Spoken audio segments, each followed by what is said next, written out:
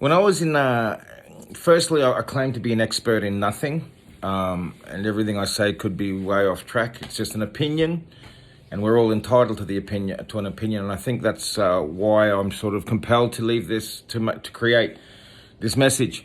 When I was in high school, I actually got in trouble in year 8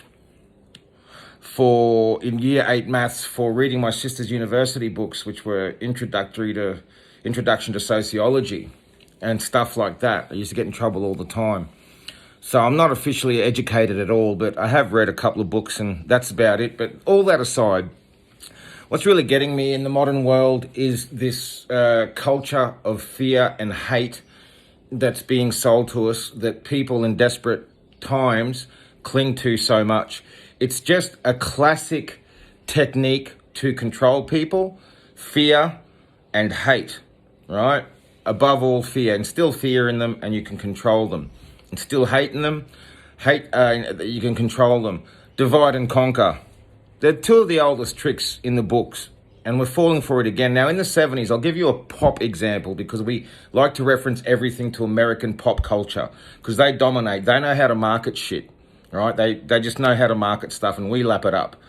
For example, a ghetto in Greece is not a marketable thing. A ghetto in America becomes Compton, and they sell hats and shirts and gangster rap music, and they market this and sell us these losers as they're some sort of idols. They're drug addicts. That's what America does, and it ruins the rest of the world's youth. I've got youth running around here, Samoans and whatever, from good families in decent suburbs, trying to be gangsters, stabbing each other and stuff.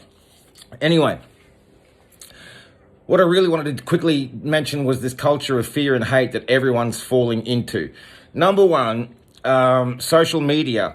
Now, in my reference to the pop culture, okay, Malcolm McLaren, he basically invented punk, more or less. He embraced it and put it to the masses. There was mass unemployment in the 70s. Not much work. They were privatizing all the jobs, whatever. People were losing jobs galore. No one had money or whatever. Along comes Malcolm McLaren, packages together a band called the Sex Pistols, rips up their clothes and stuff, and actually had a philosophy. He even put it on shirts, blatantly on shirts: cash from chaos. Now with Mark Zuckerberg and Facebook, he is doing the same thing, but he's making cash from hate. Algorithms are boosted by hate speech. If you say that you love someone on Facebook and think it's great, it's going to end there. No one's going to comment. No one's going to back you up. If you comment on something that it's absolute rubbish and you're an idiot and whatever, someone will respond, other people will respond, bang, the algorithms grow. Henceforth, the profitability grows because they start getting more of a market that they can sell as commodity to advertisers. And we've also got people saying, freedom of speech, this, that, and the other. And then when you do make an opinionated comment, they will tear you down absolutely. So everyone's crying about oppression and freedom of speech and whatever, and yet no one is letting anyone else voice their opinion because everyone's opinion has become so absolute.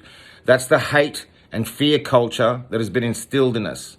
And anyone who thinks they are smart by jumping on a bandwagon for a movement or whatever, you're just being puppeted because all those movements are instigated by people in power, okay?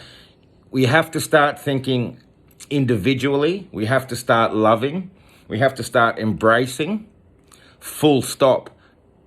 That's it. See you later.